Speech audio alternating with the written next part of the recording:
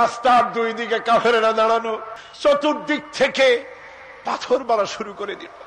আহারে, এমন সুন্দর চেহারার মানুষ দেখে কেমনে মারলো তারা। হুজুর পড়ে গেলেন, ওরা কাফেরেরা এসে জোর করে ধাক্কা মেরে হাঁটালো। আবার হুজুর পড়ে গেলেন, বেহুশ হয়ে পড়লেন। আবার ওরা উঠাইয়া জোর করে আবার হাঁটালো। তৃতীয় শেষ জায়গায় গিয়ে হুজুর বেহুশ হয়ে পড়ে গেলেন। শরীর থেকে সবচাইতে বেশি রক্ত পড়েছে সেখানে। আমি লম্বা সেজদায় পড়ে এত কান্দা কাঁদছি, আরে আমার নবীজির রক্ত পড়েছে এই মাটিতে।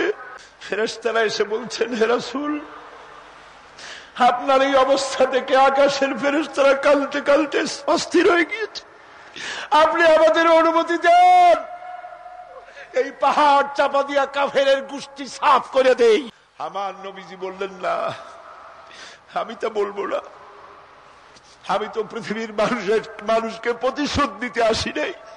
আমি যদি হুকুম করি আর আমার হুকুম মতো সবগুলি যদি পাথর চাপা দিয়ে মারিয়ে ফেলে দাও, তাহলে আমি কাল কালে পৌঁছাবো লা ইলাহা ইল্লাল্লাহু মুহাম্মাদুর রাসূলুল্লাহ।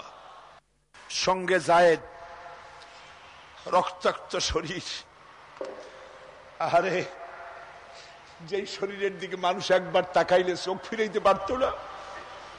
হযরত আয়েশা বলেছেন, যে সমস্ত নারীরা ইউসুফ আলাইহিস সালামের দেখে হাত কেটে ফেলাইছিল, ওরা যদি আল্লাহ রাসূলকে দেখতো, হাত কাটতে কাটতে কলিজা কাটিয়ে ফেলাই দিত, টের পাইতো না। এমন মানুষের গায়ে কেমনে বাছুর মারল। রাসূল কারীম সাল্লাল্লাহু আলাইহি ওয়াসাল্লাম বসে আছেন, শরীর থেকে রক্ত ঝরছে। বুখারী শরীফে এসেছে, আত্তাস নামক এক যুবক আঙ্গুরের বাগান থেকে এক গ্লাস আঙ্গুরের শরবত এনে হুজুরের হাতে দিলেন।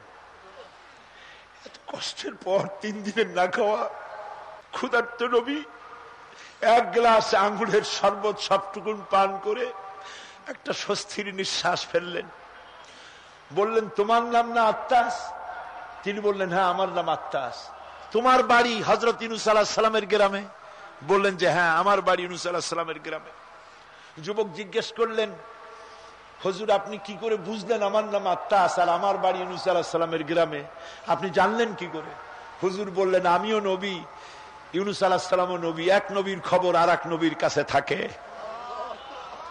রাসূল গায়ের রক্তগুলি ধুইয়ে 2খানা হাত আল্লাহর দরবারে তুললেন। আজকে দুনিয়ায় কেউ নাই হুজুরের, খাদিজা নাই, আবু তালেবও নাই, রাসূল একা। সাহাবীরা দিনের বেলায় কাফেরদের ভয়তে হুজুরের সঙ্গে দেখা করতে পারে না। হুজুর বলেন, আমার ওই কষ্টের সময় খাদিজা নাই। ওই সব পাথরগুলি আমি আজও চিনি, যে পাথরগুলি আমি যাওয়ার সময় রাস্তায় পাথরগুলি আমাকে বলেছে, আসসালামু আলাইকা ইয়া রাসূলুল্লাহ। পাথরগুলি আমাকে সালাম করেছে। আল্লাহ পাক আমাকে সান্ত্বনা দিয়ে বলেছেন, ইয়া আইয়ুহান নবী হাসবুকাল্লাহ। ও নবী, কোন চিন্তার কারণ নাই, আমি আল্লাহ তোমার জন্য যথেষ্ট।